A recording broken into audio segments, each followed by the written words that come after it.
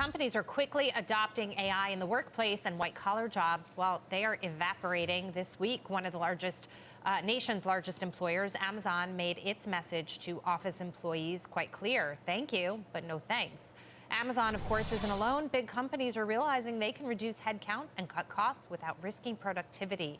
And this could just be the tip of the iceberg. And this is the disconnect, DJ, that we're seeing in the marketplace right now. You're seeing these big AI companies keep running and running and running. And then you've got your big consumer companies using AI to become more efficient. We're not necessarily saying that they're having problems. They're trying to adjust to make the bottom line more profitable. That's what any corporation does. But it's coming at the expense of employees and headcount. And See, we're in a time where this is just inevitable. AI is getting to the point where it's going to make everybody's job a lot easier, especially if you have a very repetitive job. Think of it as far as testers go. If you're just a tester and you're only focused on manual testing, we pretty much have automation that can do that already, but AI is going to be able to do that even faster.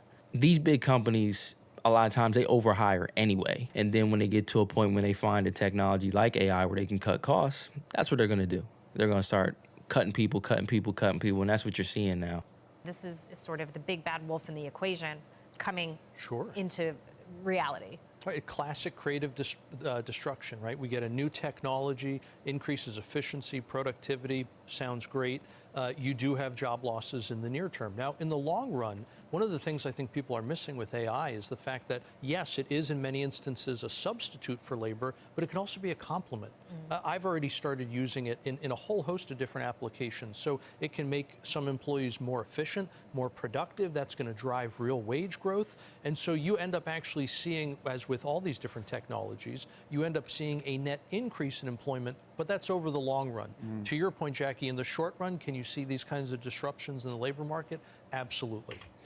The fact that AI makes people more productive is part of the reason why these companies are getting rid of people at this point, because they're finding out you don't need 5 people to do something that 2 people can do with AI.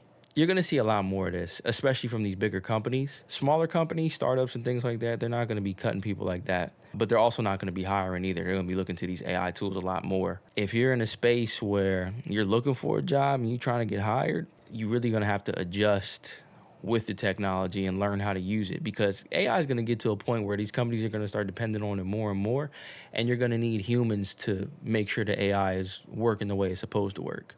So that's where, if people are trying to get into tech and things like that, that's where you can come in. Is this, Brian, part of what is driving that fear that we were talking about earlier?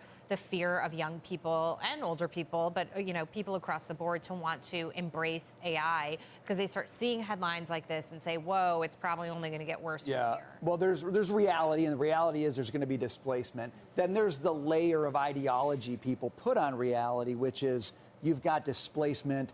This is the ill of capitalism, therefore we must abandon capitalism. That's the part that I get concerned about, because I think people are buying that narrative. It's a little too much. I think one of the problems is, a lot of this is hitting college graduates. It's not the tech, it's not the trades worker or the Votech school or whatever. This is hitting the college grad. And I think colleges, among the many lies they have sold for a long time, one of them was come to college, run through the system, get your stamp, and you are entitled to a job. And for sure, that has been a destructive model, because these kids I studied finance, therefore I should get a finance job.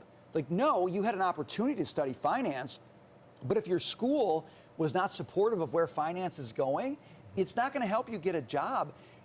I think we need to break the conveyor belt link that we've created between school and jobs. AI is going to do that for us, whether we like it or not. And the sooner we help young people understand that, the better choices they'll make about how they prepare for a career. And it might not just be get the piece of paper, put it on the wall, and then complain about the fact that I can't get a job. I mean, college has been kind of dead for a minute, unless you're going to be like a doctor or, I don't know, like something like that, where you actually need that type of medical degree, doctor, scientist, things like that. College has been kind of out for a long time, because half of the shit that you learn in college, you can learn on YouTube at this point. And now with AI, people are just finding how much more and how much faster you can learn and do things incorporating AI. So the game is changing, right? The game is changing. And, we go through this every 10, 20 years where there's some big breakthrough in technology. We had social media, now it's AI.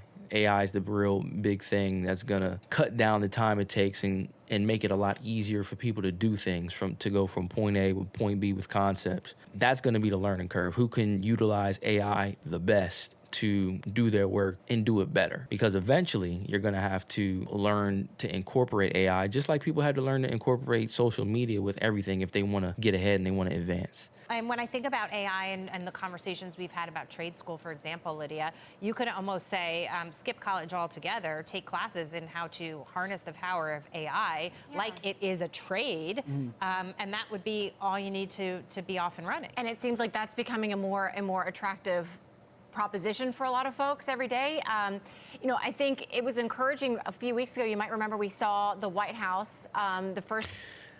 That's honestly how it is, man. Like, I didn't even go to college to get into tech. You know what I mean? I took like a 6, 7, maybe 7, 8 month boot camp on software QA. Boom, got into my company through an internship. College, depending on what it is you're trying to do, is really overrated, man. Especially with the landscape of jobs changing, where you can't just get in and do just busy work anymore because they're starting to incorporate AI to do that. So we'll see how it goes. Lady there, Melania Trump, of course, convening a big task force work group talking about AI and how it's changing the labor market. And when she was speaking, along with the labor secretary there, they were speaking not just to people that are coming up the next generation, young folks that are in school now and what kind of education they're going to need.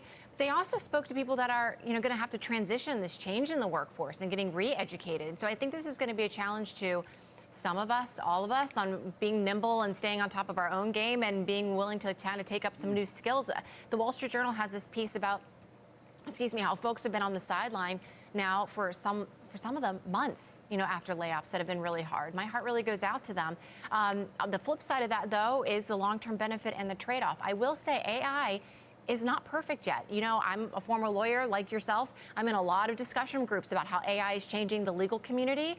Those jobs are really taking a hit. But I'm also seeing just as many posts and warnings out there about what AI is doing to the law right now with the brief writing and stuff. It is far from perfect. It's, the what do they call it? The AI hallucinations where they come up with, fake case law and fake paragraphs.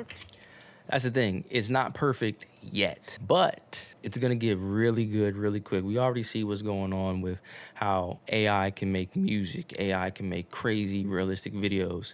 Before, it was real easy to tell there was a fake AI video. It's getting harder. Month to month to month to month, it's getting way harder. I think people know, but they are kind of underestimating how fast AI really is going to get good. It's going to get to the point, if we're not already here, you're going to have to use it. You're going to have to incorporate it in your everyday work.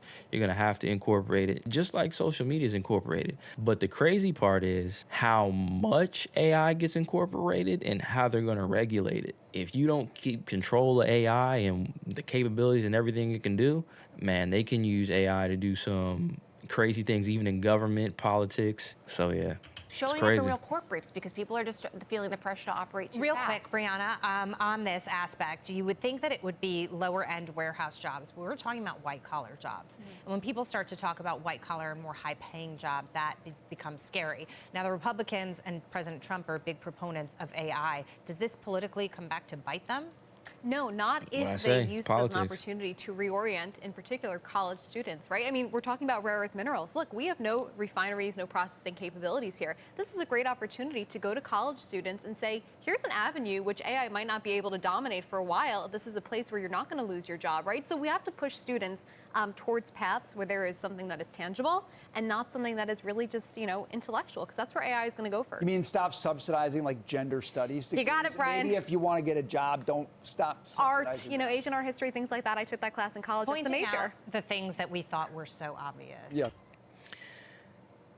If you have an intellectual job, if you have a job in tech, you're just going to have to learn how to incorporate AI. It's really that simple. Even though there's going to be less people and it's going to take certain jobs, as long as you adapt and you learn how to work with AI, you're still going to be able to find a job. You're still going to be able to be useful. Technology changes fast and you have to adapt. So if you've been in a job and you've been in a career for 5, 10 years or whatever like that, and you just been chilling, and you haven't really had to learn too much to do anything else, it's gonna be a little bit scary if you haven't been building up those skills. So adapt or die. Let me know what y'all think in the comment section. I'll see you on the next one.